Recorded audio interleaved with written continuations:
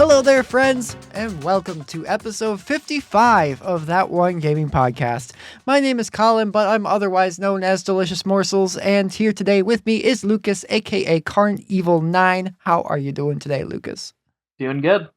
All right, and we've also got Neil, better known as VMK89. How's Neil doing today? Pretty swell. Excellent. So, we're back. Lucas's Packy Chip Challenge defeater. Yep. He won the chip challenge. Survived, rather.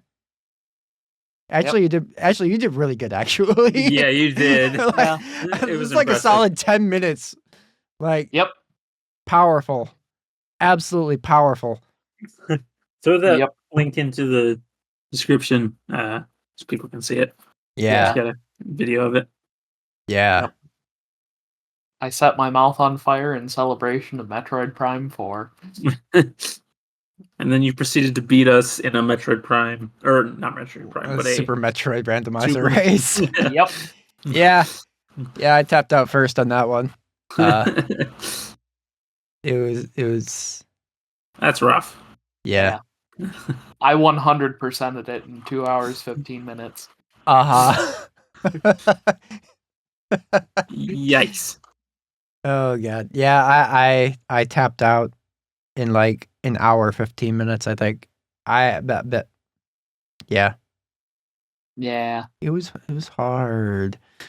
I don't have it memorized. So you're like, "Hey, this item is where this item is." And I'm like, "Cool, you have no idea how little this narrows it down." It was fun though. It was very fun. Like, hey, this energy tank in the ceiling is vanilla. Like, what does that mean? I wasn't aware things were flavored in this game. Is that just the burning taste buds talking, or you're confusing things for other flavors now? Yeah. A little bit of recovery time. Oh boy. It doesn't stop burning. I believe it. Yeah. That chip looked like death incarnate. Yeah. It was a very disgusting shade of brown. It was. It was also kind of stale too, because they actually stopped selling them because someone died. Oh. Yeah. Ew. Which I was not aware of at the time I committed to doing that, so it's a good thing I wasn't a 14-year-old with a pre-existing heart condition. Yeah, probably. Yeah. I'm a grown adult with a taste for spice and a healthy heart, so. Yeah. But anyway, congratulations on your survival. If your you girlfriend have any more bird's eye chilies I could have? I'm sure I can get some for you. Delicious. She was just eating a couple last night with her dinner. She was like, "Hey, look, it's those chilies." Like, yeah, I don't want it. Anyway, if you are new to this podcast, welcome. You can find us on Spotify, Apple, or one of the many other podcasting platforms out there, where the three of us get together every other week to talk about a variety of topics in the world of gaming. And in this episode, we are discussing the first release in the beloved classic PlayStation franchise, Sly Cooper and the Thievius Racoonus. Released on September 23 of 2002, Sly Cooper blended stealth and action platforming with a cel-shaded graphical style and followed Sly and his two partners Bentley the Turtle and Murray the Hippo in their quest to liberate the titular Thievius Racoonus, a fabled book and also a family heirloom of Sly's that chronicled all of the thieving skills of his ancestors from the evil group the Fiendish Five. Each of the game's 5 worlds revolve around one of the Fiendish Five and features a selection of levels that range from traditional platforming to other activities like racing or piloting a variety of other vehicles. Spread throughout the levels are also a series of collectibles like the traditional coins, which will grant an extra life for every 100 collected, or clues, which are represented by glass bottles scattered throughout each level, and once all are found, grant Sly the ability to open a vault somewhere in that level to receive a single page torn from the Thievius Racoonus, granting him a new ability. And before we get into our main topic discussion, though, we like to talk about the games that we've been playing since the last episode, which usually in these That One Game episodes kind of boils down to it just being the game that we're talking about that episode. But you guys are welcome to chime in with games that you've been playing that aren't Sly Cooper if you've been playing any. Played a Super all. Metroid randomizer race. Oh, yeah. Yeah, we did do that. Yep. Technically.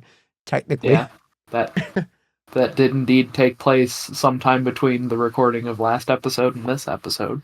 That is true. Yeah. On the way up to mother-in-law's yesterday, I did a little bit of a Mega Man BizHawk Shuffler. Just Mega Man 1 through 6.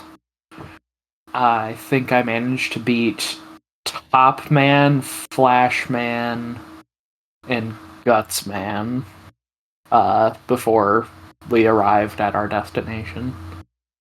And then I started getting set up for our next That One Game. Yes. That one's going to need some setup, yeah. Yeah, so me being a Linux user, I have to jump through a couple of hoops to play Windows PC games on Linux. So I got the setup for Phantasy Star Online Blue Burst on the Affinia private server, all squared away, and I even managed to, with the aid of PSO World's section ID calculator, I was able to more or less recreate my GameCube character. Oh, that's complete cool. With ostensibly the same name, with just I think I had to put a space before and a space after. So it ostensibly still looks like my character's name is my character's name from GameCube. Nice. But it lines up with the algorithm for the section ID calculation so that I'm still a Skyly, which is important for that character at least. For farming certain things, maybe? Yep. Your section ID ties you to a set of drop tables for items and such. It adjusts your odds of receiving specific items for drops, so... Cool. Yeah. That's actually why on GameCube I have 3 memory cards worth of PSO characters. There's 10 section IDs, but there's also just 12 character classes to pick from anyways, so that nicely rounds out to be about 3 memory cards worth of characters. But yeah, I think I'm probably going to be using that character for capturing my gameplay footage for That One Game PSO when we get there. And I'm probably going to have a secondary character for when we do fun activities online, because, you can have a party of up to 4 characters.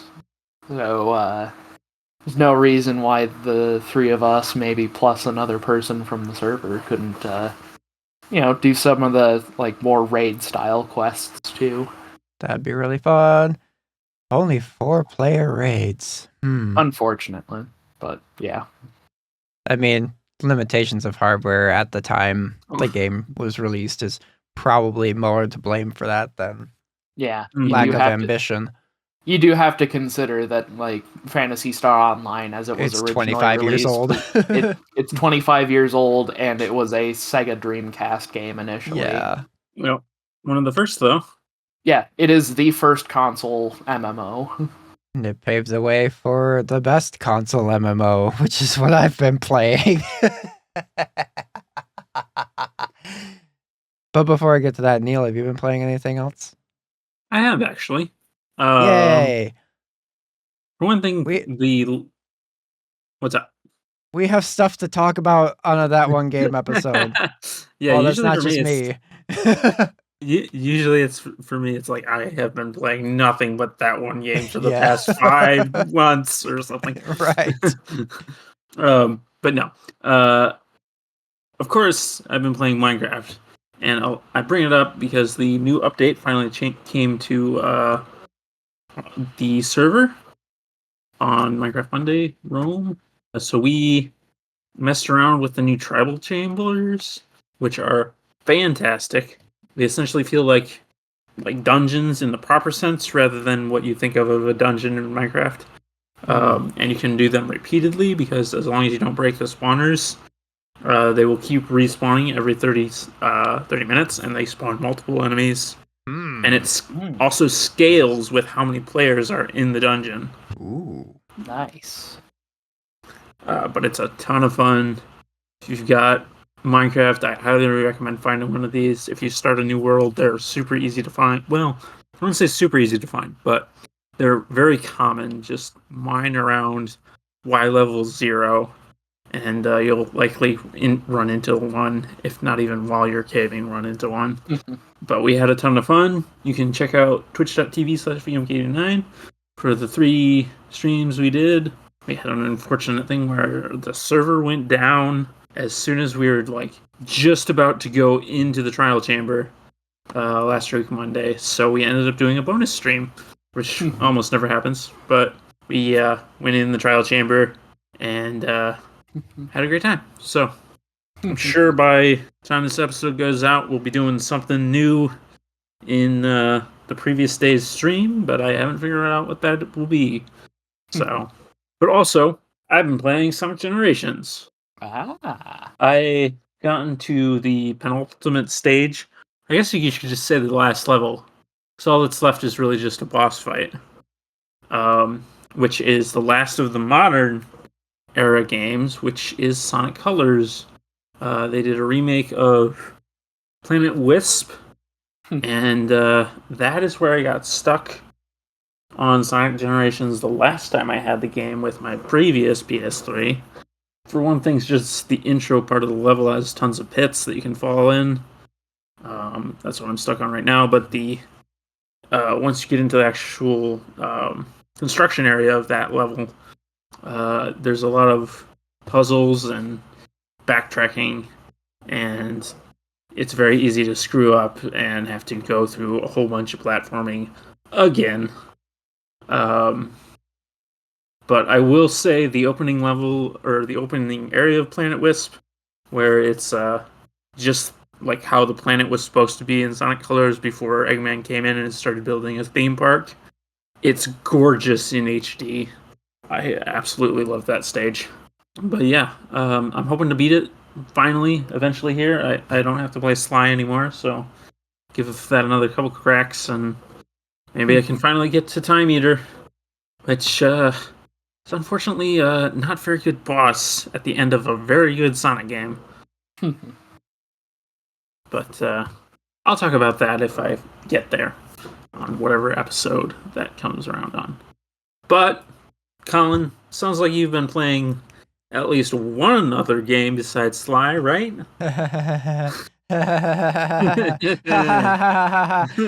Guess what, guys? It's time for our weekly Final Fantasy XIV update.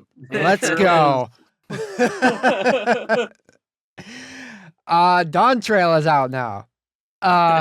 Early access went up the Friday after our last episode went out, and I've been playing it ever since, and it's amazing. It's incredible.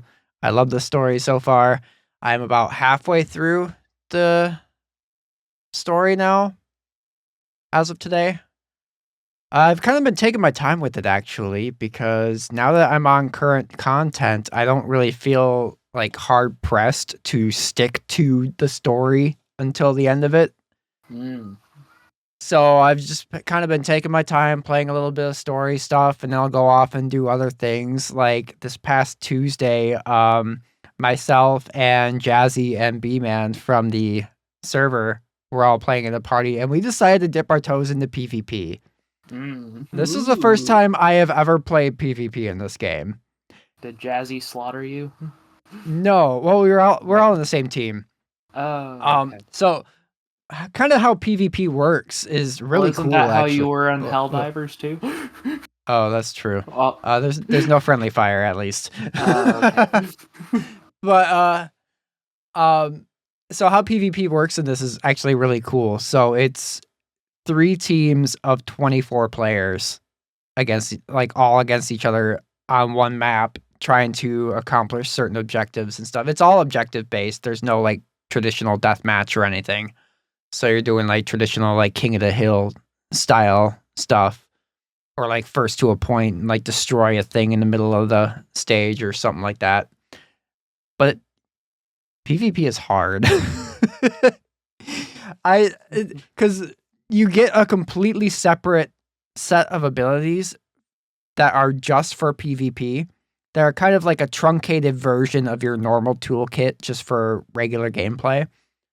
So having to learn what all these new abilities do while also having other people that already know what their abilities do killing you over and over and over again is an experience. But what's really nice about it is basically I've just been doing it like one match a day basically because there's a PvP roulette, just like all of the other like leveling roulettes and stuff like that once a day you can just do a random PvP just like you would do a random dungeon in any other roulette, and you get a big giant bonus stack of experience points for doing it that way. So I've been using that to kind of level up some of my other classes, and it's actually a really, really good leveling tool. I've almost got my Dark Knight at level 50 now, and it was like at level 36 on Tuesday. And I've just been doing like PvP basically. And it's cool because you can switch classes mid-match when you're in the match, but the class that you queue in with is the one that gets the experience at the end. So you can basically just pick a class that you're still leveling up and then queue into the PvP with that, and then switch to a class you're more comfortable playing for the entirety of that PvP match. And then you get all the experience for the class you're leveling up, which is really cool. So I went and tried out one of the new classes that they added with Dawn Trail, the Viper class, which is kind of like a really swift DPS class. They use 2 blades, then they can combine them into 1 blade. And they do a bunch of like fancy, crazy stuff. That class is very overwhelming. I tried to learn it just for like regular play. So I was like, well, I can take this through dungeons and stuff too. But it's like, there's just because it unlocks at level 80, which means you've already got like 90% of your kit unlocked at the point that you unlock the class, as opposed to like a class that starts at level 1 where you unlock everything as you go. So just all of these skills that I have at my disposal right off the bat, and like the default, like when you first like equip the class, the default hotbar is not optimal at all. It just kind of dumps all the skills in whatever order they unlock in, so it's not very organized. So it's trying to make sense of that, and there's like 3 different rotations of skills depending on like what order you use certain skill. It's a lot. So I was like, I don't like this. But they simplified it a lot for PvP, where like your 12 buttons are just 1 basically. I was like, okay. So it's a really good PvP class for me, and I've been kind of playing around with that and enjoying that. But another thing about Dawn Trail that I love a lot is like all the new dungeons are incredible, and some of like the best dungeons in the entire game from just a design standpoint. All of the boss mechanics are super fun, super unique, and some of them really catch you off guard. You're like, oh crap, that's a thing that just happened. And it's been really, really exciting going through all the dungeons in this expansion so far. And I love it. And I love this game. And it's really fun. And yeah, Final Fantasy XIV is a good game. If me talking about it for the last 3 months hasn't been indicator enough. Yeah. I really like this game. I got our own game. earful from our friends at Magic yesterday. Oh yeah, I'm sure they were probably nerding out over it too. Yeah. Yep. It's really good. Yeah, I'm loving this expansion so far, and I haven't even hit like the Final Fantasy IX referencey stuff yet, which I'm kind of knocking at now. I think I'm close, but I'm really looking forward to all those things coming in because they've been kind of hyping up a lot of Final Fantasy IX references and all that ahead of this expansion, and I love that game as well. So yeah, yeah. But anyway, that's all I'll say for today. I could say more, but I won't.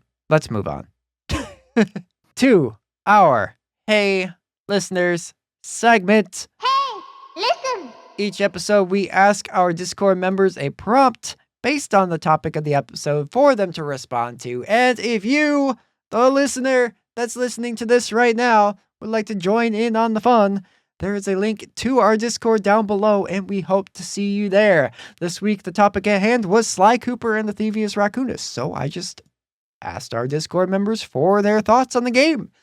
And our first write-in today comes from bman12hk, who writes, super fun game. While it isn't the best in the series, that goes to Sly 2 for me, it is a very fun game that introduces us to a great cast of characters like Sly, Murray, and Bentley, while also having a unique take on character designs and level designs that reflect the Fiendish Five's personalities as well as being great boss fights. P.S. Mugshot's design will never fail to make me laugh. My guy skipped leg day hard. Yeah. Yeah. Yeah. So much so that he walks around on his fists. Yep. Mugshot was great. I wasn't a fan of the boss fight, but the boss design was fun. Yeah, the character designs in this game are just fantastic. Yes. Yeah.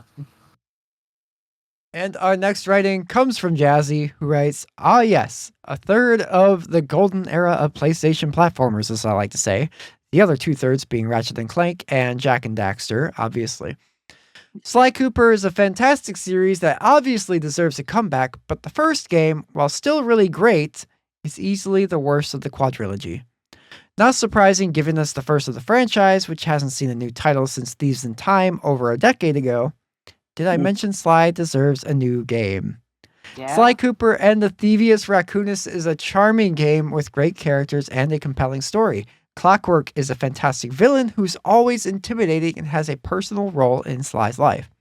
Sadly, the gameplay in Sly 1 is quite clunky. Sadly, my reading is also clunky.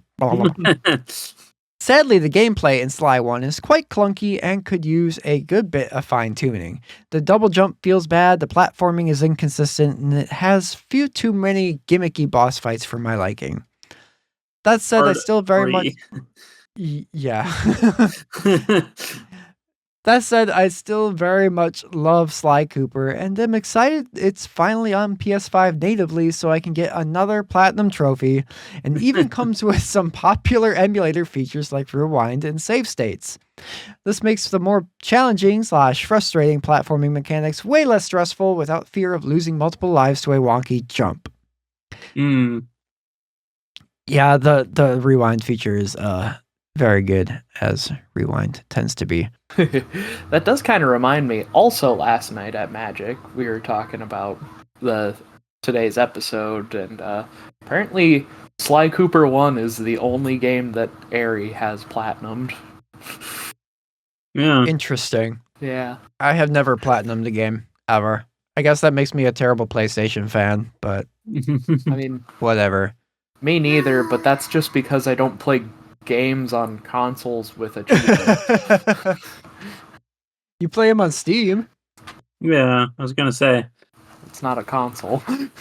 It has achievements. it's got achievements. Yeah. No, But it's not alright. a console. Okay. Moving right along. Any semblance of a trophy hunter in me was destroyed way back in like 2006 or 7 or whatever. Probably 2006. I don't remember. But anyway, back in the Xbox 360 days, any desire I might have had to pursue achievement / trophy hunting was destroyed by a game called Resident Evil 5. Absolutely love that game, for the record. the reason it destroyed my desire to achievement/trophy hunt was because I got all but one achievement in that game on the Xbox 360. And the last achievement I needed help from my brother because it was a co-op achievement. And right as I was ready to get that achievement, my brother lost interest in the game and wouldn't play the game with me anymore. So I never got that one achievement. And ever since then, I was like, okay, you know what? It's not worth the effort. And nowadays, I just don't have the patience to go I like overboard looking for stuff like that anyway, especially like when collectibles are concerned. Like, like with all of that's why I like the way that Sly Cooper handles its collectibles, at least, is that you don't need them to beat the game. You can beat the game without getting any of that, which is nice. So I was like, I got the collectibles that were there that I didn't have to go like super far off the beaten path to get. And I unlocked a fair bit of things that way. But I wasn't going to go and like, when I make it to the end of the level and I'm still missing one clue, I wasn't going to scour the entire freaking rest of the level for a half an hour trying to find that one clue. It was like, okay, I'm moving on. You mean like not doing what I was just doing before the episode? Exactly. I mean, that's one thing also is like going back to it, but like during the initial playthrough, it's like I will get what is there that I can see. Yeah. But I'm not, I just want to get through this game. I don't want to like bog myself down with all this other random stuff. Yeah. It's the sort of thing that can kind of lead to burnout on playing a game. I was initially planning not to get all the clues unless it was easy, but after unlocking abilities in the game, it felt like this is actually quite good motivation to get all the clues. It is, yeah. After like the second level, or second zone, maybe even in that second zone, I was just making sure I got all the clues everywhere. And then by the time I got to the fourth world, which is the one with the panda in China, then I was like, okay, I don't know how much time this is going to take me to beat the rest of this, so I'm going to start just speeding through some of these later levels, not grabbing all the clues. So I did skip some in there, but like I said, I went back and got the game 100%, at least in the retrospective of, or in the perspective of clues and stuff. 100% minus the speed run stuff. So yeah, I didn't do the speed time trials. Mm-hmm. But yeah, that's one thing to this game's credit is the way it handles those collectibles. Though is like it does give you really good incentive to go out and get them. Right, but if at the same time, you can still do it. Yeah. Yeah, at the same time, it's not a hindrance if you still choose not to. But it's all fun optional abilities that you can get, and some of them are pretty cool. Yeah, I would say I wouldn't have gotten through some of the levels without them. Like especially the roll. Holy cow, the roll is useful. It's a good go fast ability. I did have trouble with once I had the roll unlocked. I was using a PlayStation type controller, but I emulated this by the way. But so square is attack, circle is do your sneaky stuff, and X jump. But then roll is on triangle because that's where all your ability go.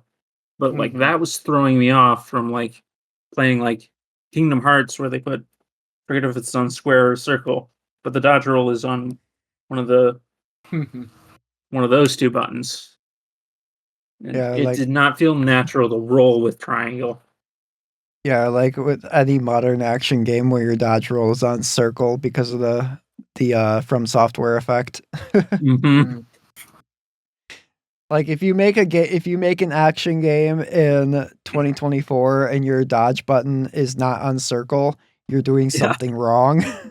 Right. Yeah, exactly. So much so I think Final Fantasy 16 last year, the dodge button was on R1, which was really weird to get used to. And then later on they introduced the ability to just completely remap the controls however you want because everyone was like, guys, this needs to be on circle. Yeah. So I think now the current version of the game, you can just any remapping that you want to do, you can do it however you want. That's neat. Which is also nice when games just include that ability, because like some people have different preferences for how certain things should feel in a game and stuff. So just having the ability to just go in and remap everything from the get-go is a really nice thing to do. That's one thing about the PS5 version of Sly Cooper. They have, through the emulator, you can remap all of the controls. So right from the beginning, what I did, because the camera controls in Sly Cooper are inverted left and right. There is no up and down camera movement unless you're using the binoculars. But which is what I found that kind of odd. It's like it doesn't seem like there's any reason that there shouldn't be any kind of vertical camera movement unless the camera going down was breaking it because it was going like down beneath the level maybe. And their workaround for that was just to disable vertical movement outside of binoculars. But what the first thing I did was go into the settings through the emulator on the PS5 and just reverse the controls for the right thumbstick, which basically just uninverted the camera controls basically. So that was pretty useful. The only downside to that was it also messed up when I was using the binoculars, because then to go zoom in out, I had to hold down to zoom in. So that was a little bit weird, but it was a weird, quirky trade-off that I was willing to make. But yeah, guess we could go into some of the levels, I guess. Like the first level in the game, you are in France, and you are sneaking into the Interpol police office, into the office of one Carmelita Fox, who is an agent that's been pursuing Sly Cooper for like putting all of her effort into pursuing Sly to put him behind bars because he's a thief and she's a cop. And she's got a page of the Thievius Racoonus. Actually, no, she's got the book. It's just got all the pages torn out of it, right? It's the police file. Oh, no, it's the police you're file. right. The police file. Yeah. So you're going to steal a police file because it's got information on the Fiendish Five, who have all the pages to the Thievius Racoonus among them. So then we're introduced to there's a little bit of tutorializing in there, and I love that the game is not shy of the fact it's a game when it's tutorializing things.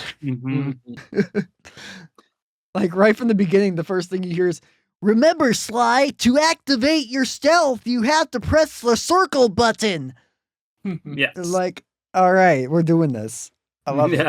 It's classic. You'd be hard pressed to find a game in 2024 that is willing to actually call out the button names as just regular dialogue. Yeah.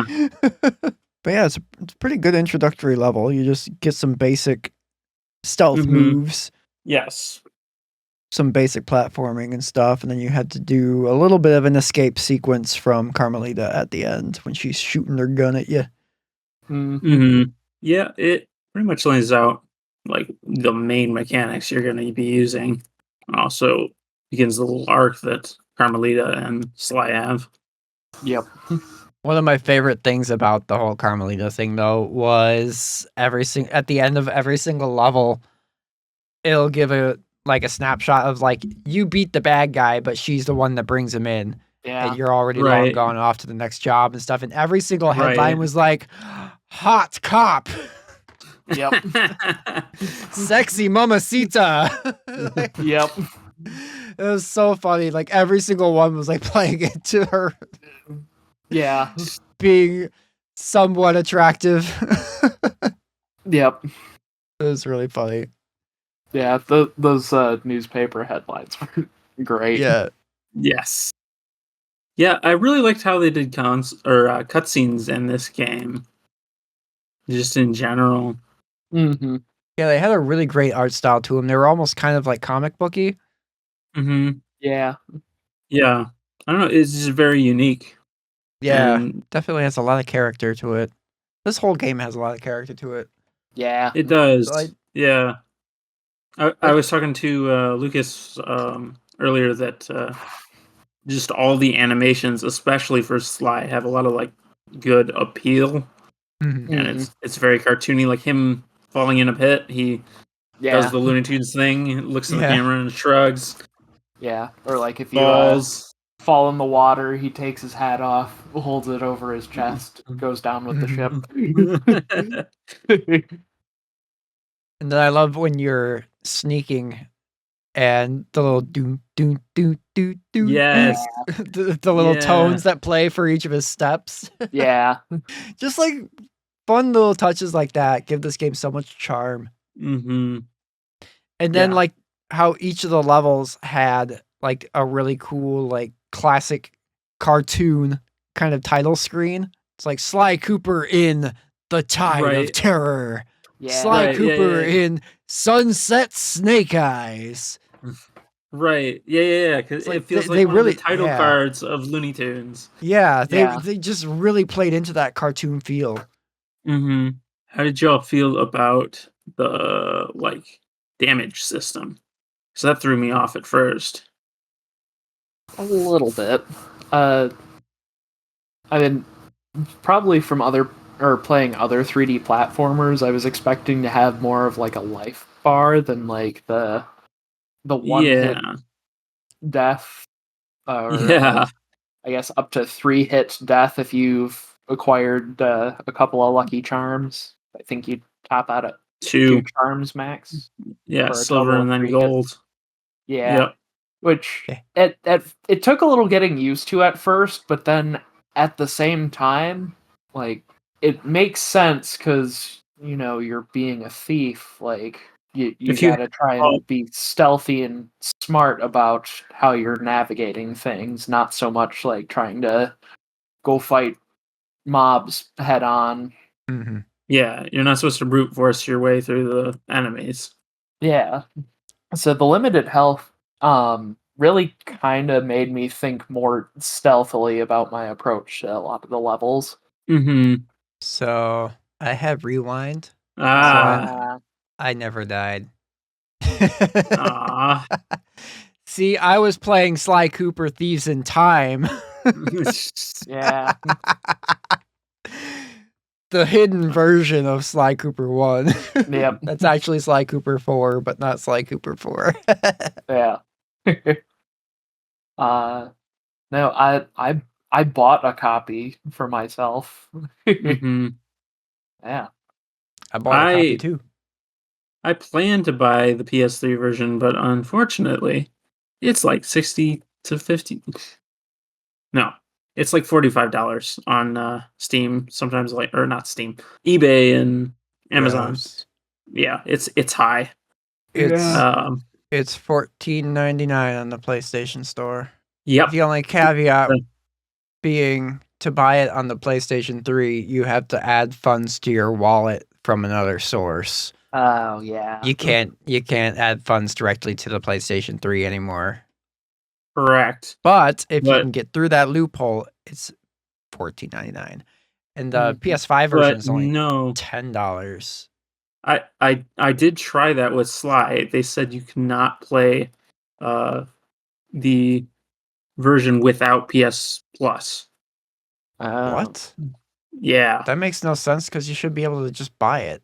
I mean, you can buy it, but you have to have PS Plus to play it on a PS3. That makes no sense. Yeah, Mhm. That makes literally no sense.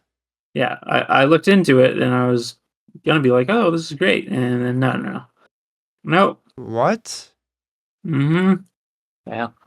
Yeah, I just got to use PS2 copy because I don't have PlayStations higher than that. Mm-hmm. I also don't have much of a PS2 collection, so like the expansion was welcome. Yes. Congratulations on being game number 5. And honestly, it's a pretty good game. Yeah, I enjoyed it quite a bit. That Yeah. just makes no sense to me. Were you trying to buy it through the PlayStation 3? Correct. What? Mm-hmm. That makes no sense. I want you to have give him more money. Yeah, but you shouldn't need a subscription to play a game that you purchased. Well, it's because they introduced it. It's not like a game that came out on the PS3 store. It came through the PlayStation 5 stuff. Well, that's not the version you should be looking for. The Sly Cooper collection is the version that you should be looking for on PlayStation 3. Ah, Yeah, are you okay. trying to buy like Sly Cooper 1 just by itself? Yes. That's the problem. On the PlayStation 3, you Okay. need to get the Sly Cooper collection. Gotcha. Okay. That's what the problem was. It's like that makes absolutely no sense whatsoever. Okay. It's like I have never once I have had PlayStation consoles for most of my life. I've never heard of Okay. that. Well, either way, it turned out to be a fortunate thing. We're jumping ahead here a bit, but the third level, final boss, is a very long Simon Says thing. Oh, yeah. Ms. Ruby. And I am terrible at those. And considering how long that was, if I had it in a state that didn't have save states, I would not have been able to beat this game. Yeah, I abused rewind for that.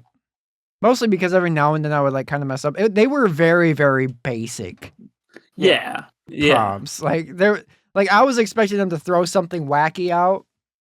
It was like, Mhm. no, these are basic. And then it's like they do it one way and then they do it backwards. And then they Mhm. do it the other way again, and they do it backwards again. And then they do something different, and then you move forward to the next phase. It's like, Mhm. oh, this is But yeah, if okay. you die, you have to do the entire thing over again. Yeah. So it actually Yeah. worked out for me that I emulated it. Yeah, there were I had fun with it. I think the two gimmicky boss fights were the weakest ones in the game, that's for sure. They weren't really bad, they were just gimmicky. What's the other gimmicky one? Mugshot, Okay, I guess. where you had to hit all the mirrors. Yeah, that's sort of a gimmick. It's still the gameplay. Yeah. But you don't damage the boss through That's true. doing combat with the boss. I did definitely like the panda because it was just combat with the boss. Yep. Kung Fu with Panda. Flame Basically. Mm. Flame Fu. Yeah, I think King Panda was probably my favorite boss fight. Agreed. Out of them. I like the frog as well. The frog was kind of fun. Yeah, probably was a fun fight. I was still kinda kind of getting my reminded me of footing by that point, but I did better on Mugshot. The problem I kept having with Mugshot was he kept catching me as I was running around something with his blast. Yeah. I had a little bit of that. I found in a lot of cases, if he was close by to you when he started firing, if you jumped as soon as you heard him cock his gun, you'd avoid the bullets. I didn't even think to jump. You can jump over the bullets? You can help get out of the way faster. Oh. I was dodge rolling like a maniac during that fight. That saved my hide. But what did you guys think about the gimmick levels? Ooh, those were pretty rough.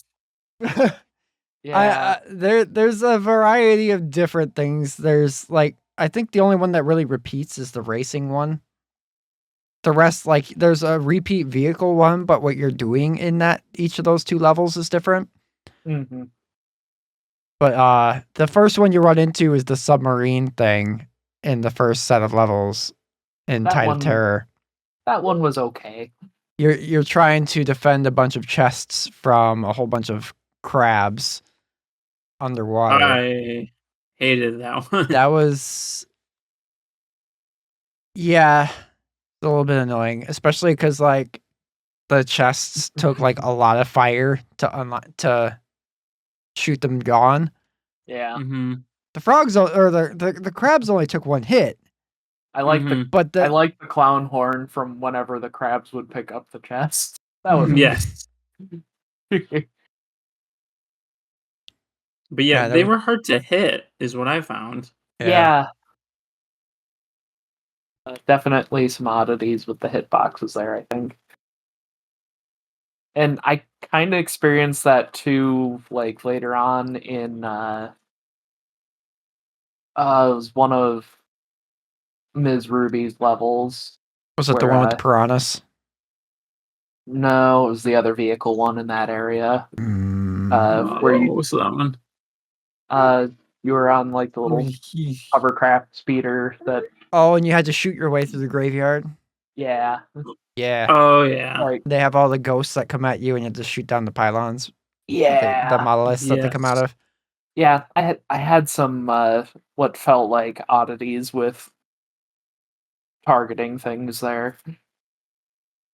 The 4th level version of that one gave me a ton of trouble. The explosives factory. Yeah. There's I a think I bit did where okay in that one. there were like 3 monkeys coming up. Like they had the 3 like things that spawn the monkeys, and there were the things Oh in the yeah, way of right getting. at the end of it. Yeah. Yeah. Yep. I remember that. That was real rough. Yeah. Yeah. Yeah, I think the ones that I struggled with the most out of all of them were the racing levels. Yeah. Yeah. Like I spammed rewind so hard on those just to save me having to go through all of like the hassle of restarting because I had to restart a lot to get that right because like if you don't have like perfect turns and stuff and you're not picking up all those nitros, it's so difficult to get ahead. Yeah. And you only get 3 laps. Honestly, even if you do pick up the nitros, it's still It doesn't always help, yeah. Yeah. Like I couldn't figure out the optimal way to use them either. Yeah. The Like, controls the controls in that thing were like horrible. Yeah. That is not how you make a racing game. Yeah, it was basically it could have been a lot better if it weren't for the controls, honestly. Yeah. It was like single stick controls for a racing mini game. It's like, oh, this is not good. Yeah. And then like Lucas and I were sorry. Lucas and I were playing that first one in Mugshots race together on. We were both streaming it to each other. Yeah. And so we kind of worked together to figure out how exactly to beat it. And so then by the time I got to the next one in Panicking, I didn't have very much trouble at all. It took me a little bit to get back into the swing. Yep. Once I knew how to do it, it was pretty easy. I don't know which one I struggled the most with. I felt like I struggled more with the second one because of the ice on the level, and then the cars were actually faster in the second one than they were in the first. I felt like they were a little bit faster. But I also think it took me less tries in the second one as well. So I don't know. It's just I felt like I struggled more with that one, but maybe I didn't. But yeah, the racing levels were definitely a couple that just made me put down my controller for 5 minutes with the game, just kind of sitting there idle and just be like, all right, I need to do something else for a second.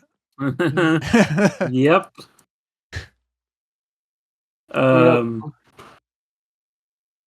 The piranha one that you briefly brought up, Colin, that one I hated. That one was frustrating for me just because I had like 3 or 4 times where I like got stuck with 23 or 24 torches lit as the timer was going out. Yeah, so on my second try, I got it to 24. And then the clock was down to like 6 seconds. And I was like, where the hell is the last one? And then finally, with like 2 seconds left on the clock, I found it. I was like, thank God. I had a similar thing. I got to the end of the timer, and it was so close that I wasn't sure if I had won or if it was going to losing. Yeah.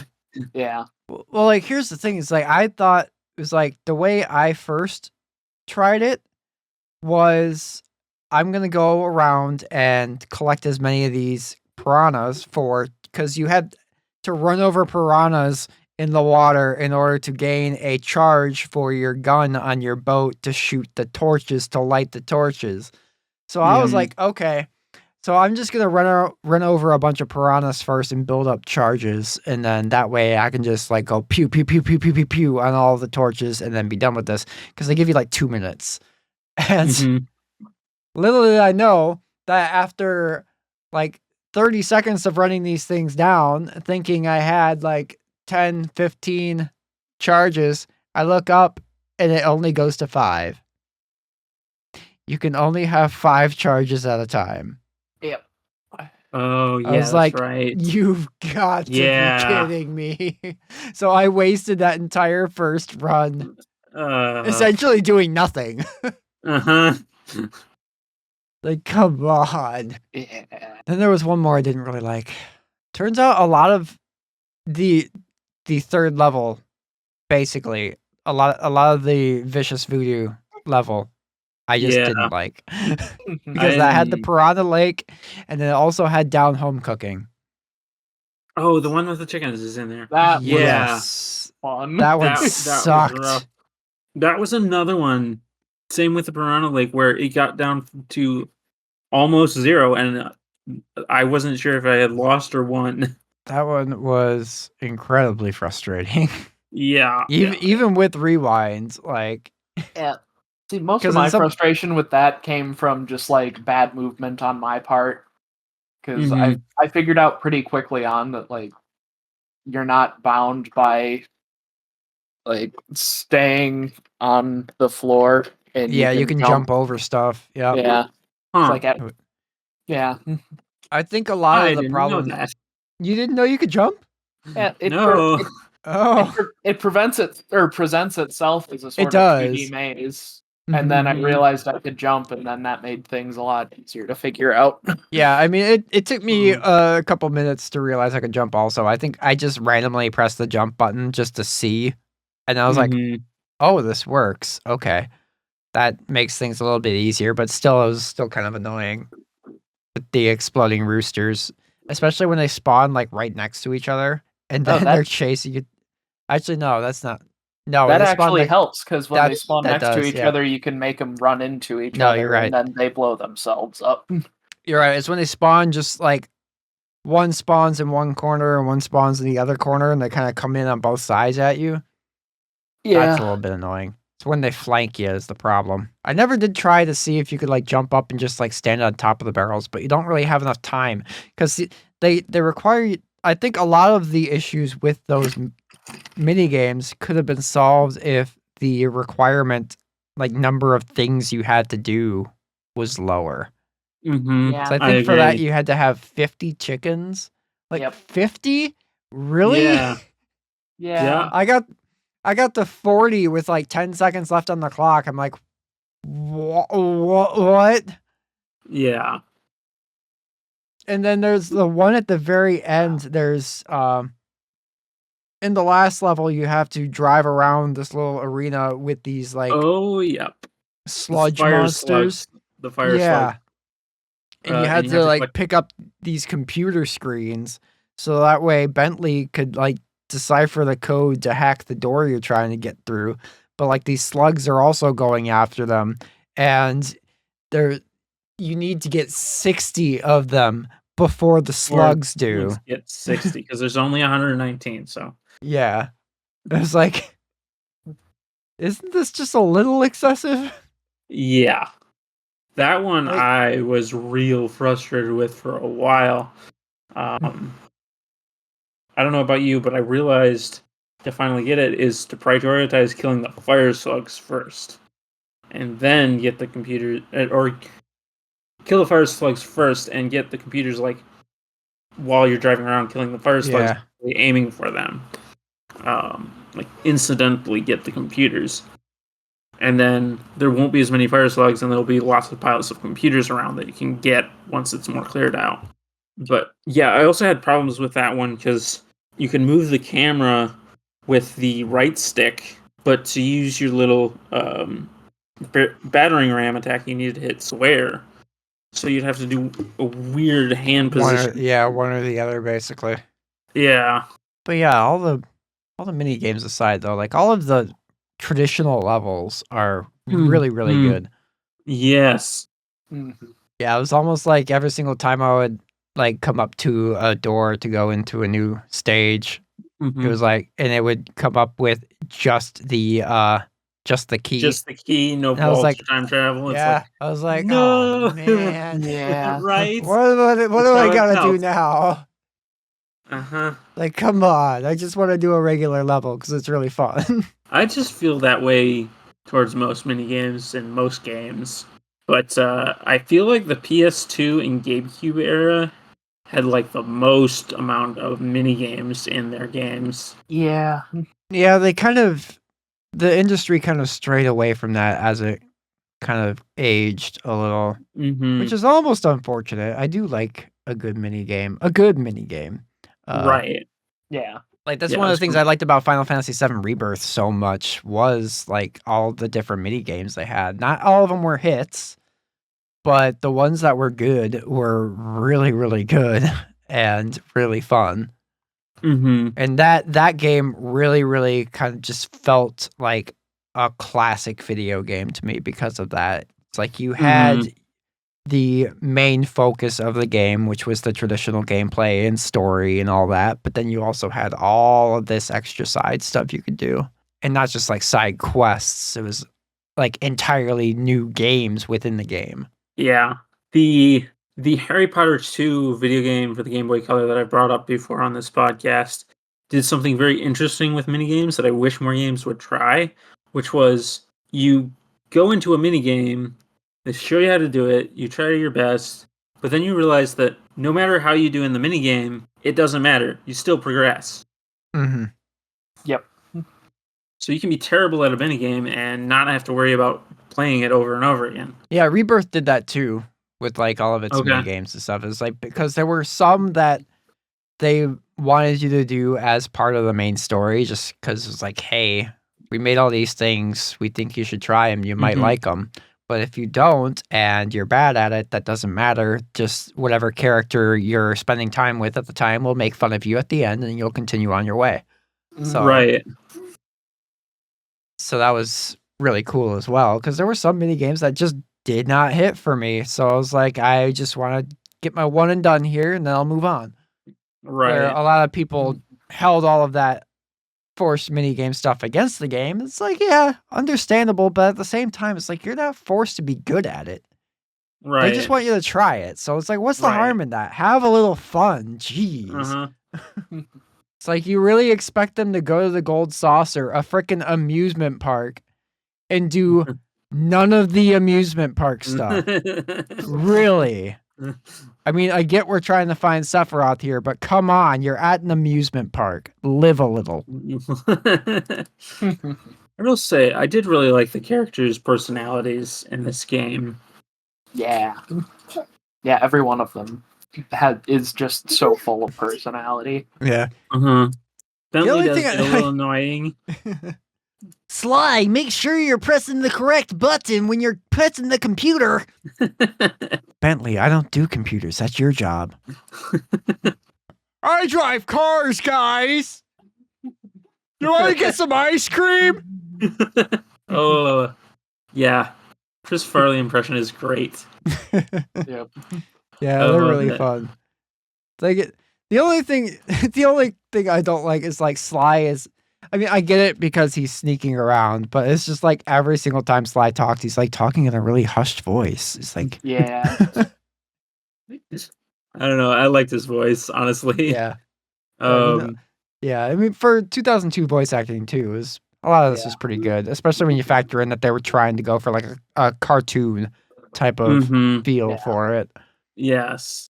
There's a bit in the panicking level where you see the rockets that go up to the statue where you fight the boss. Oh yeah. And Bentley is like, there's a 99 chance you'll make it over there. And Sly's like, what about the other 1%? In that case, Sly, you'll be blown to bits. But the experience will no doubt be spectacular. And then Sly is chill as hell and just goes, nice. Nice. It's a weird response, but I love it. Yeah. He was just always so cool, calm, and collected about everything. Yeah. I loved all the times he hits on Carmelita too. It's so Yes. funny. Like she's so intent. serious business about trying to arrest him, and he's just like flirting Like- back with all of her. It's like, why are you so obsessed with me? Yeah, it's so good. I love the dynamic between all the characters. I love. We were talking before the show, but for the racing levels, they're always introduced with Murray getting himself into some kind of situation that forces him into the race, and Sly always comes up to him. He's like, Murray, what are you doing down there? He's like, sorry, Sly, I just wanted to get some ice cream, and then these guys tried challenging me to a race, but they said they'd give me a key in the end if I won. It's like, well, then you better go get that key, Murray. They were having buy one, get one chili dogs. There was a level in Mugshots that was like a mini game type level where Sly was operating a turret and you had to defend Murray. Oh, the way. yes, those. I actually like those levels. I like those are too. decent. Yeah. Yeah, those were the fun Murray levels for me. Mm-hmm. I actually briefly forgot I had rewind for that first one in the mugshot mission. So it was like I kept messing up and then going back to the start, and then messing up and then going back to the start. Because I was also fighting with camera controls at the time too, and like the aim sensitivity was really, really strong. Yeah. So it was like you swing that camera around. So I was trying to adjust to that as well. Mm-hmm. So I was messing up a lot, and then I was just going back to the start, starting over. And then I got to the second one, which is in the King Panda stage. And I was like, oh wait, I can just rewind when I mess up. Why didn't I do this the first time? Because you done forgotten. I totally forgot.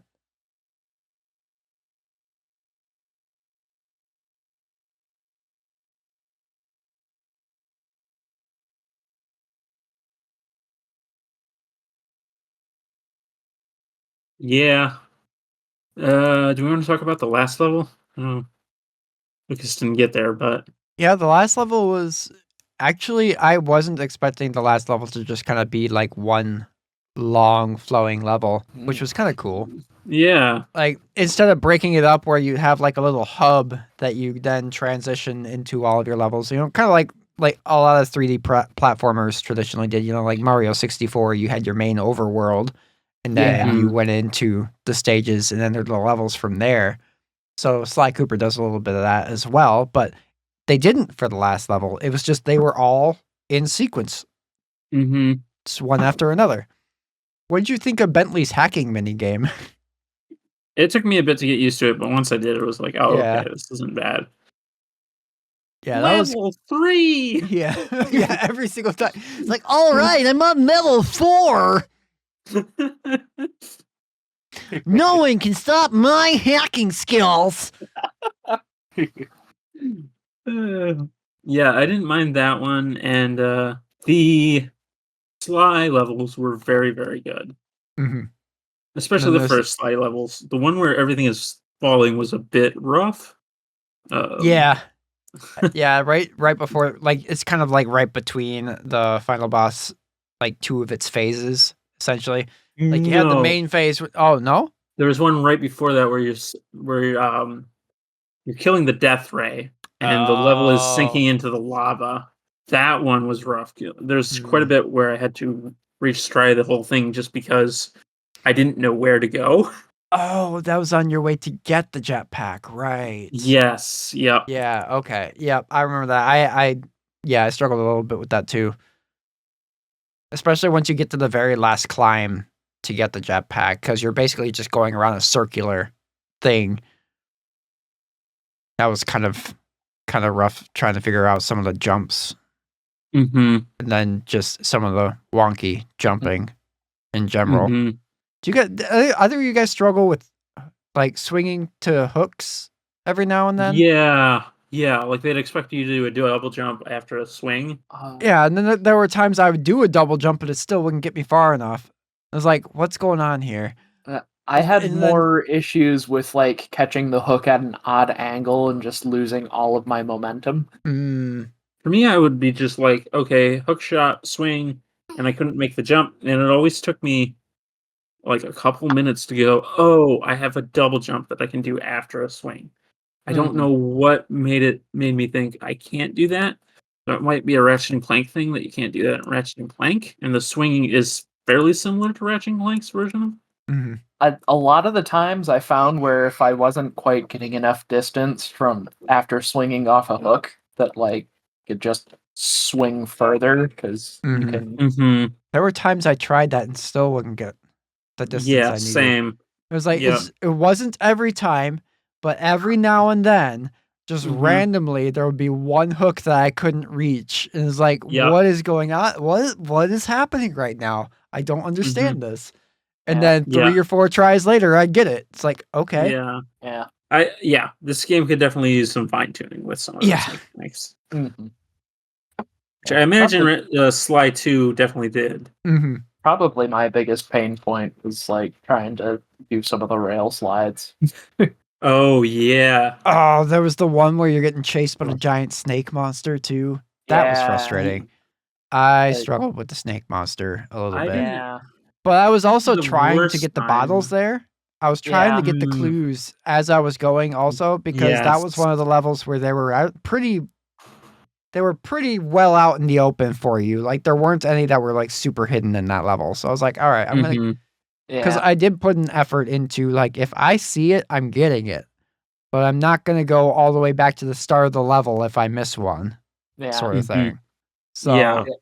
Yeah, I think I missed one like going down that first rail slide in that level and then just decided to give up on it immediately. yeah, Yeah. and there was while you're being chased by something, also the camera always likes to like turn around and put the focus on what's them. chasing you. Yeah. And like in the Carmelita stages as well, the camera will always try and pull itself to focus on Carmelita.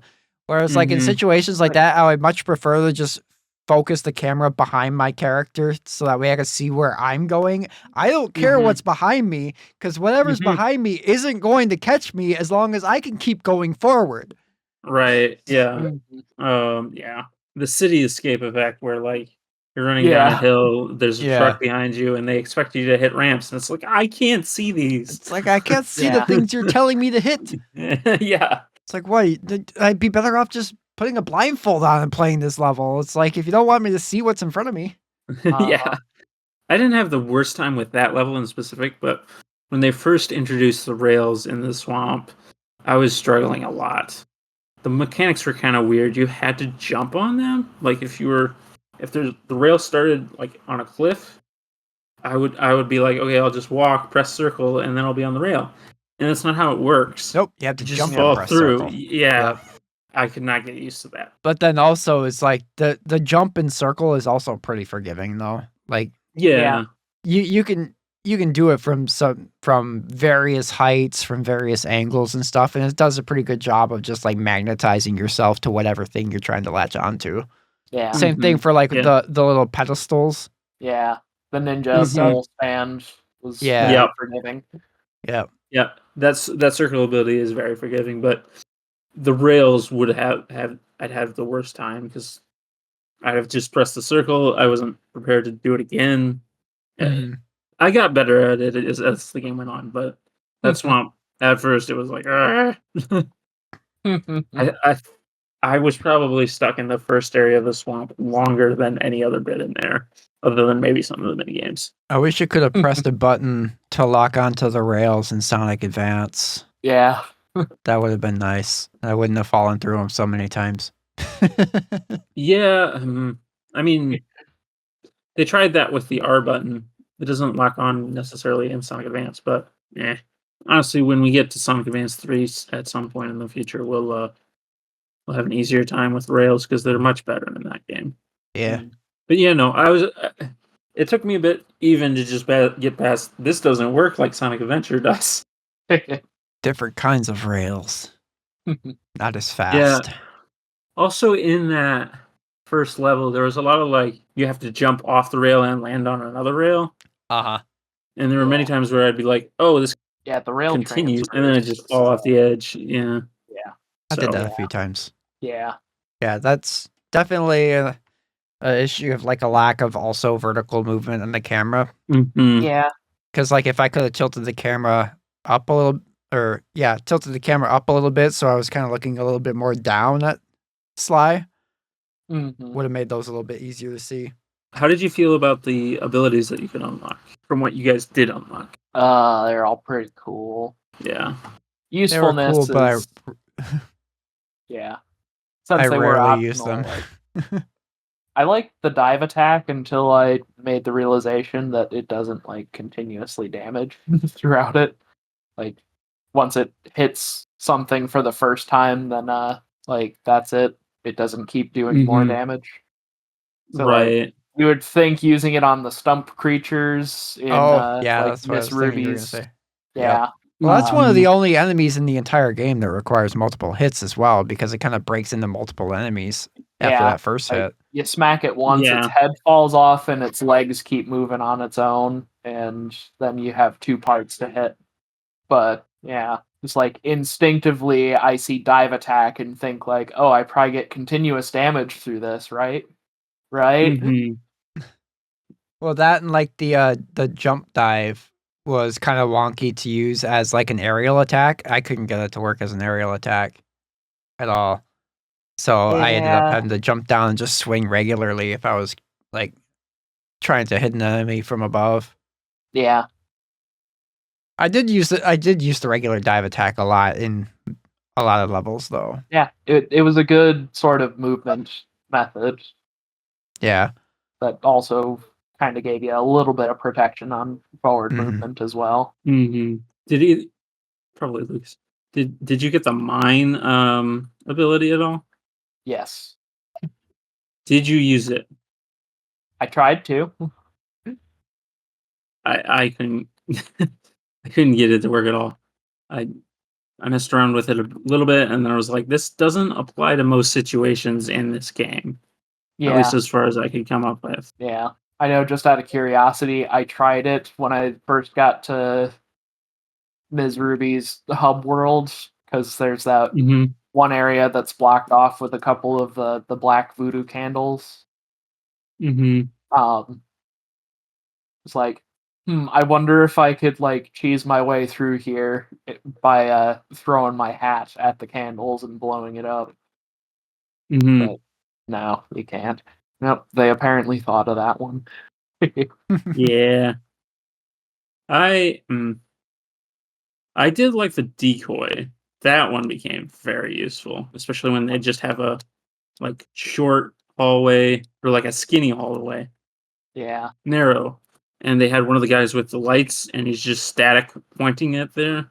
yeah, Um, that'd be super useful there. yeah, and like usually they'd have like somewhere you had to sneak around him, but with a decoy, it was just like he hits the thing and he does his little celebration animation, so he is available to attack, and bang, you got him. Yep, that would. I wish that was one you could get early on because that would have been so nice for in mugshots Mm, casino area. yes. Like for the life of me, I could not avoid being shot by his armed thugs when they would spot you. Like I the don't only know way which I could ones those avoid, were. they were like the Dobermans with the Tommy Yeah. guns. Oh yeah. Okay. Yeah, for the life of me, I could not dodge their bullets. Like, Yeah, they've definitely got better than stormtrooper accuracy. yeah, Yeah. like the only way I could get around them is if I had a lucky charm, basically. hmm I generally like the dodge roll a lot. We already brought it up, but the dodge roll was super useful, Yeah, and that that makes elect a lot of sense. I mean, Sly is one. dressed primarily in blue, and once you get him rolling, it's like Sonic. Yeah, It's I not Neil in probably their quite the should have same natural used that more effect. than I environment. did. It's Neil in their natural environment. Rolling, rolling, rolling. I will say the once you get it to make an attack with the electric ability was super useful. But speaking of Sonic, I looked at that and I was like, this doesn't look good. It's just like a 2D electric lightning animation around it. Yeah. It's not Yeah. even. It just looks flat and terrible. And I was like, they did this better in like multiple 2D Sonic games and 3D games. Probably did it better in like Donald Duck going quackers. They did it better in Elden Ring. Yeah, I don't know. I feel like if a Genesis game can make a better electric shield than your PS2 game, you should probably redesign it. Maybe.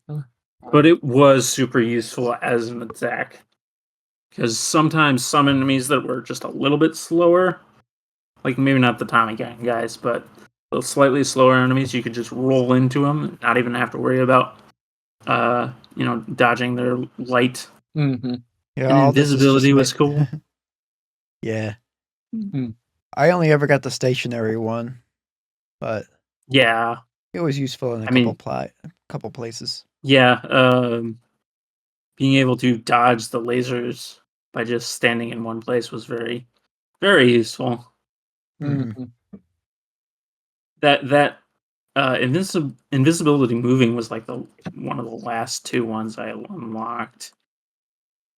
So I didn't actually use it hardly at all. Also, slow and fast didn't actually seem that useful. Mhm. I didn't use them much. Yeah, all of this has just kind of made me want to play Sly 2 now. Yeah, right? Yeah. Yeah, Sly 2, like, as you would expect, is kind of where the series really comes into its own. Yeah. Mhm. For a lot of people, I mean, B-Man mentioned it earlier in the Hey Listeners segment, but for a lot of people, that's the cream of the crop for the Sly franchise. Yeah. So That- hopefully, That generally seems to be the trend with the Insomniac and Sucker Punch PS2 games. Jack and Daxter doesn't quite follow it because they radically changed things in Jack 2. Yeah. yeah, they made it better. Hard disagree. They got rid of the collectathon crap and just made it fun. Going around with guns, stealing cars. I liked Jack 2. I Every did time not I've like tried to- it, but Every time I've tried to play Jack and Daxter, I'm like, this is just another one of those bullshit collectathon 3D platformers. Yeah. This is my first experience with one of the like PlayStation 2 mascot franchise character games, so I have no formal opinion outside of I enjoy Sly Cooper. Surprised you haven't at least played Ratchet yet. yeah. It's really good. Probably. I will, to no end, find Insomniac's comments about why they made Ratchet and Clank instead of more Spyro hilarious, which was Spyro can't hold a gun.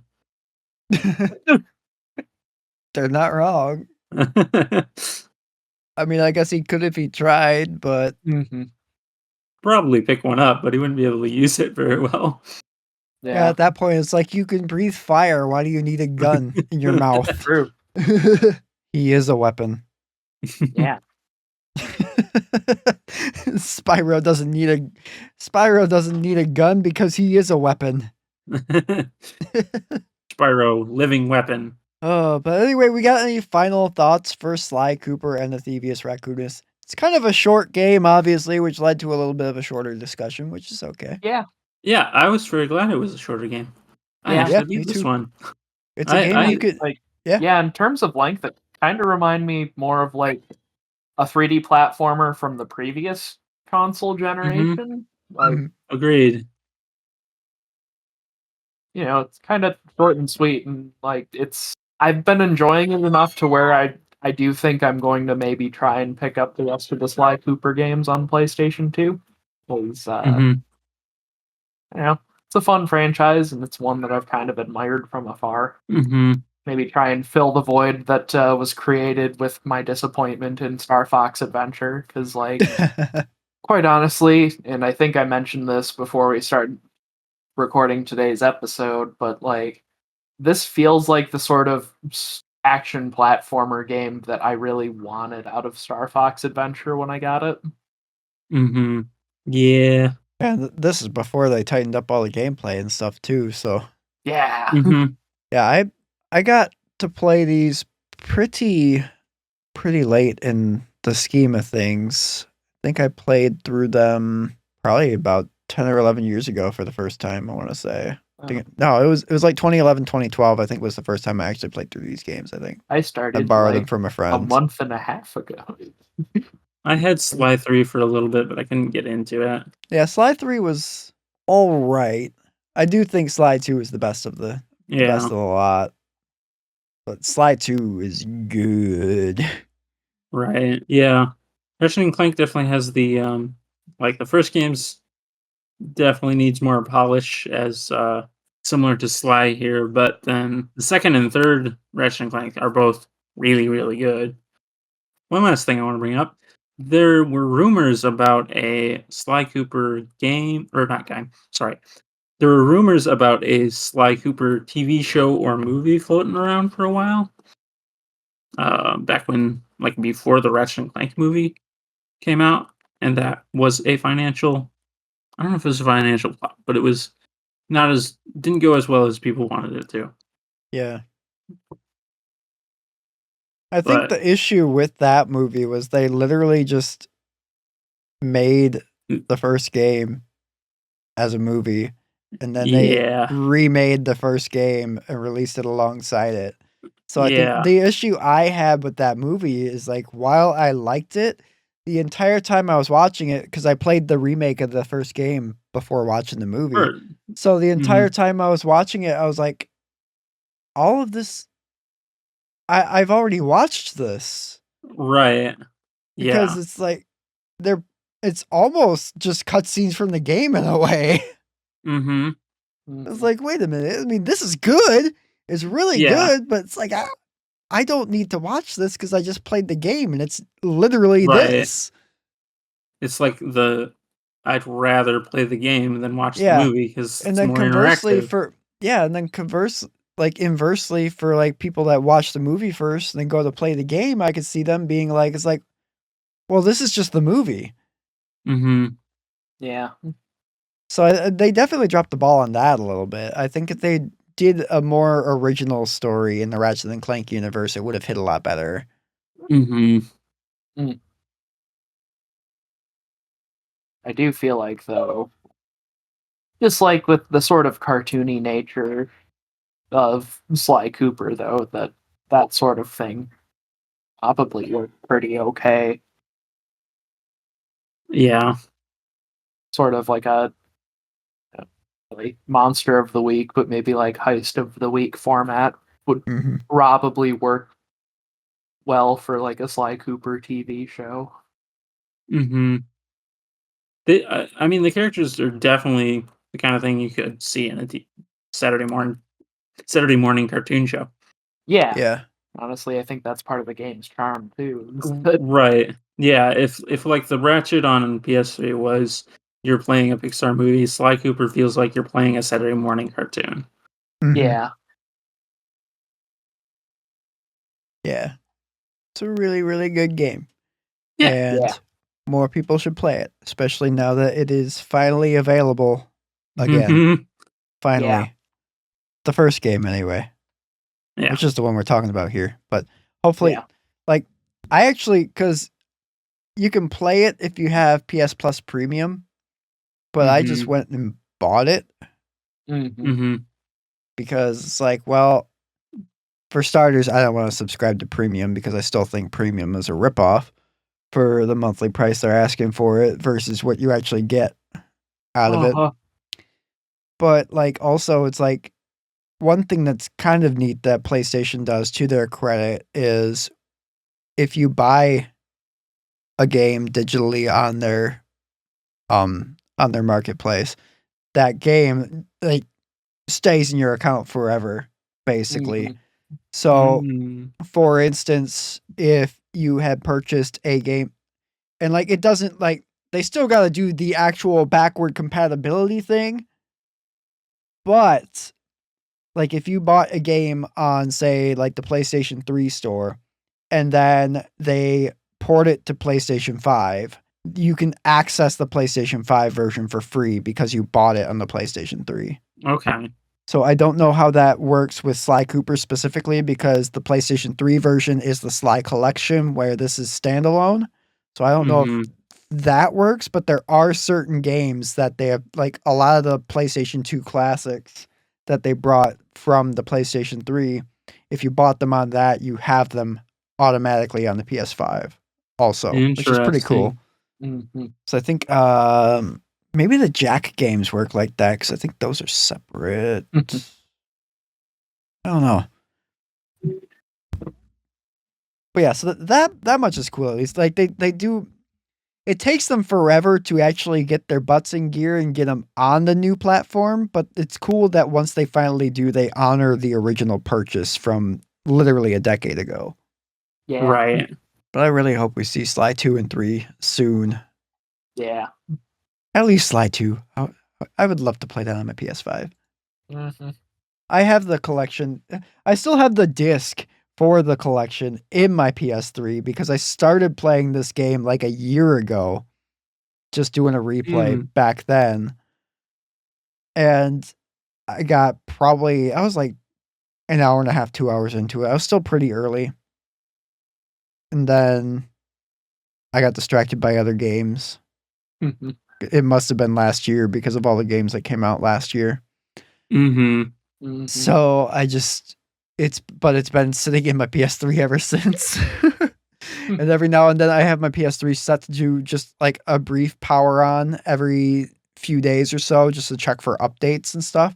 Mm-hmm. So it's like it just powers on every couple days, powers off, but that disc is still in there. Should probably take it out, honestly. But maybe I won't. Maybe I'll go play Sly 2. But yeah, let's get on to our next segment, our weekly link to the past, because today got a game that I love. Today, releasing on July 7 of the year 2000, Final Fantasy 9 is 24 years old today. Ow. And this is this of the PlayStation Final Fantasies, this one took me the longest to kind of get into. I got it at the same time that I got Final Fantasy VIII. Famously, my disc 1 of Final Fantasy VIII, the original copy I bought, did not work properly, and there was a cutscene very early in the game where the game would just freeze. But it wouldn't like completely freeze because the music would still play like normal, but just everything else would stop. And so I had to take that game back, and thankfully the GameStop that I bought it from had another copy to exchange for it. So I lucked out there a lot. But I bought Final Fantasy 9 at the same time as Final Fantasy 8, and of the two, I just couldn't really get into 9 at the time. Like at the time, it was like, to me, my introduction to Final Fantasy was through 7, and then 8 being very like 7, like aesthetically, not necessarily visually, because it was a giant graphic upgrade from 7 to 8. But aesthetically, being more of like a modern day sort of sci-fi retro futuristic type deal. And Final Fantasy 9 was more of a tribute to the classic Final Fantasies of the era, which would have been like the more fantasy ones. And it was just more of a whimsical type feel for the game in general. It was very lighthearted up front. It didn't stay lighthearted long, but I didn't give it enough of a chance initially to figure that out. But I lent it out to a friend, and he played through it and played all the way through the game and absolutely loved it. And then he was telling me about how good it was, and I was like, I don't know, I just couldn't really get into it. And then I went over to his house, and he showed me some of the late game stuff, just stuff on the world map that you can do. And I was like, oh, actually, this looks really cool. So I got it back from him and gave the game a second chance and absolutely fell in love with it and played all the way through to the end. And it is one of my favorite Final Fantasy games of all time.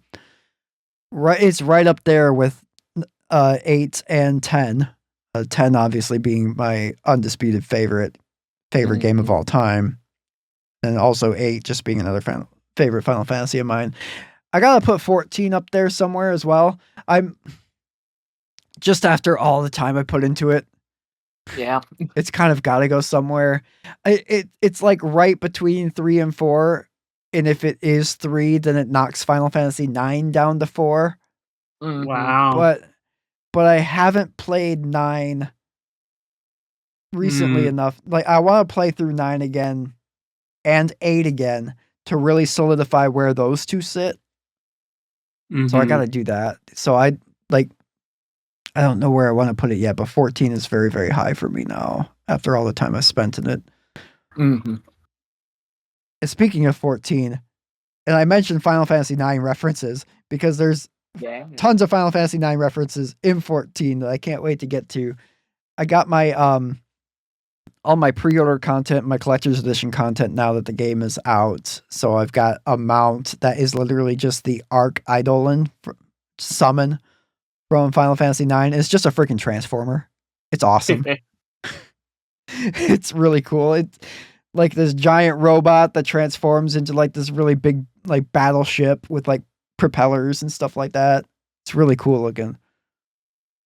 But let's see. But also there's supposed to be a remake of Final Fantasy 9 coming out. It does exist. We just don't know when it's coming out. Yep. It's got to be next year. It's got to be. Either it's this fall or it's next year. It's got to be something like that though, because like next year is 25. Yeah. They just gotta. It's such a good game though. It's a very, very good game. And it goes for how whimsical and kind of carefree and nonchalant the tone is up front. It goes to some seriously dark places. And it's definitely one of the best stories that Hironobu Sakaguchi has ever contributed. Like, this was his last, like, full on, like, his Final Fantasy. Like, he oversaw and produced Final Fantasy X and then 11. Well, no, because he also did 11, but this was his last, like, this was his baby type single player Final Fantasy. Mm-hmm. Gotcha. And then, because after Final Fantasy IX, he got like really, really into like the movie stuff and high end computer animation, which is what resulted in Final Fantasy: The Spirits Within, which was almost bankrupt Square Enix at the time. Nice. It was such a huge flop. They poured so much funds and everything into that movie, and for the time, it was the most visually impressive CG animated anything for the time, especially as far as like movies go. But it wasn't a very good movie. I liked it. The one time I watched it, I remember coming away from that movie being like, that was okay. But it wasn't great. And it nearly destroyed the company, and later like was one of the factors that led up to Hironobu Sakaguchi finally just leaving Square Enix, because after them losing so much money to that, it kind of strained relationships between him and a lot of the higher ups at the company. Yeah. Makes sense. Yeah. But hey, now after 20 years, they're working together again for the first time, because Square Enix is publishing the console ports for Fantasian, which was previously an Apple Arcade exclusive RPG developed by Mistwalker, which is Hironobu Sakaguchi's current studio. Yeah. It's finally happening. Yep. The game is finally being released for the first time. For the first time ever. Yes, finally. But what was really funny is like Jason Schreier from Bloomberg did an interview with Sakaguchi surrounding the whole circumstances of like how this new partnership kind of came together, and would he ever helm a Final Fantasy game again. And his excuse for not wanting to do another Final Fantasy game again was because he wouldn't be able to appreciate 14 as much as if he took the helm of another Final Fantasy. And like he's so into Final Fantasy 14, like there was a story during Fantasia's development where he would literally have like other employees there at the studio log into the game to send him a message in the game that a meeting is starting because he's too busy playing Final Fantasy 14. Beautiful. Just- It's so amazing. Like him and Yoshi P have got such a great relationship, and I think Yoshi P and Creative Studio 3 are the ones that are kind of doing the legwork and assisting with the console ports, so they're working really close together. Mm-hmm. So just seeing that the power of Final Fantasy 14 brought the father of Final Fantasy back to Square Enix for the first time in 20 years is just amazing. Yeah. Such an amazing game. It's great. I love it. I love Final Fantasy. Anyway, let's move on. I rambled again. I do Yeah. that. Uh-huh. But anyway, that's the end of episode 55. Lucas, where can they find you outside the podcast? You can find me on my link tree. It's linktr.ee/karn_evil_999. Got links to my YouTube channel where I post long plays of the games that we play for that one gaming podcast series, That One Game. Sly Cooper coming soon. After you beat it. Yeah. Also, where you can find links to my Twitter, where I'm under the same handle. I mostly just retweet stuff Colin tweets. You can add me on Steam, where you probably catch me playing 20XX. And links to join the podcast Discord server and links to listen to the podcast itself. It's linktr.ee/karn_evil_999. And where can they find Neil outside the podcast? I am also in the trees. You can find me at linktr.ee/bmk9. It's got links to the podcast and all its assorted links, as well as my Twitch channel where I play Minecraft Monday every Monday between 6:30 and 7. My Twitch handle is VMK9. That's also my YouTube handle, which has a link there. And there's also a link to my Twitter or X or whatever that is I am VMK9 because unfortunately VMK9 was taken. Colin, where can I find you? So guys, I'm probably going to have to break down and join you in the trees. Oh, yay. I'm realizing just now I've added some links since our last episode. I might be at the threshold now where it might just be more efficient to climb a tree. Yeah. But until then, you can find me on Twitter at Delicious Morsel and also youtube.com/Delicious Morsels. I have a new video up.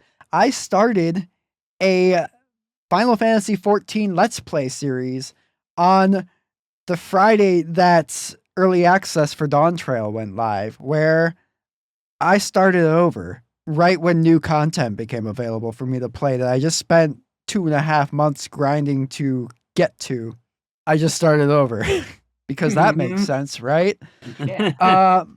But part of the 7.0 update was a full graphics overhaul. They completely overhauled the lighting. They added a bunch of new high resolution textures and everything, especially to like hair and everything.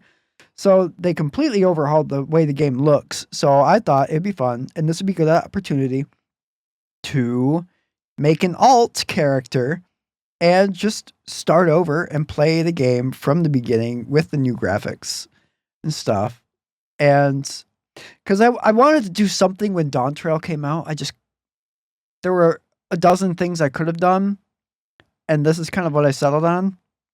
I wanted to also do something music related, but still trying to source learning materials for Final Fantasy 14 music is not impossible, but not easy. So I'm still kind of working on some Final Fantasy 14 covers and stuff, but it's just taking time to get the arrangements and everything in order. So I was like, you know what? Why don't I do a Let's Play series? Because that'd be fun. Yeah. And I didn't want to just suddenly start a Let's Play series with my character I've put 400 hours into, and then just like, suddenly, by the way, here's suddenly a Let's Play with the character I've got 400 hours into. So I was like, I'm going to make a new character. So you can follow the chronicles of Delicious Morsel, the adorable Lalafell culinarian, as she goes on a quest to not only save Eorzea from the primal threats that are threatening it, but also from hunger, because she is going to bake a ton of delicious morsels. Haha, see what I did there. Yeah. Episode 1 is live. It's largely unedited. I don't think I did. I didn't do any editing to that one, but future episodes will have more of an editing done to them just to kind of increase the pacing, make it better paced and stuff like that. And also there will be longer play sessions for those, which obviously I don't think anyone wants to watch a full uncut 3-hour play session of gameplay or whatever. That's kind of more what streams are for. So look forward to more of that. As of right now, I'm planning on doing it monthly, but I might do it more than monthly. It just depends on how things shake out. It's a time commitment thing more than anything, because not only do I have to play the game for several hours to record footage, I also then have to spend time editing and stuff like that. Oh, yeah. Takes more time than playing the game, actually. It does. But yeah, I'm really looking forward to it. I joined the plethora of Final Fantasy XIV content creators with a Lalafell character. And you know what? I don't care. She's adorable. And this is going to be fun. And I have some fun ideas for this once things actually kind of kick up and get rolling. So look out for episode 2 sometime in July. It's going to be fun. But I also have another YouTube channel that also has a new video out. youtube.com/@deliciousmorselsmusic. I dropped a cover of the final boss theme from Final Fantasy VIII, titled The Extreme, on Dawn Trail launch day, which was July 2nd, this past Tuesday. And yeah, that was awesome. That was one of my favorite covers I've done so far. It turned out really good. You should go listen to it. And it's also on all of the streaming platforms, which I have links to Spotify and Apple down below. Let's see, what else am I missing? Oh yeah, I made a Bandcamp. I'm on Bandcamp now. Yeah. As of right now, just my 2 most recent covers plus music from That One Game episodes that were not approved to go on streaming platforms are on there. But over time, all of my discography will be on there as well. So if you like to be able to purchase the music you listen to, I appreciate that. You can do so at my Bandcamp. There will be a link to that in the description, because I can't think of the address off the top of my head. I think it's deliciousmorsels.bandcamp.com. I think that's how that one works. I don't know. I'll have a link tree for the next episode, so there's that. Live VHS video coming when. Anyway, that's enough of that. As always, if you liked what you heard here today, please be sure to hit the subscribe button where that's an option. Leave us a review on Apple Podcasts, because I hear they like that stuff. Hit the like button if that's a thing, and feel free to share this episode with a friend. We are going to be back in a couple weeks with another episode, but until then, have a wonderful rest of your day, and remember, Play for the raccoons. Play for the foxes.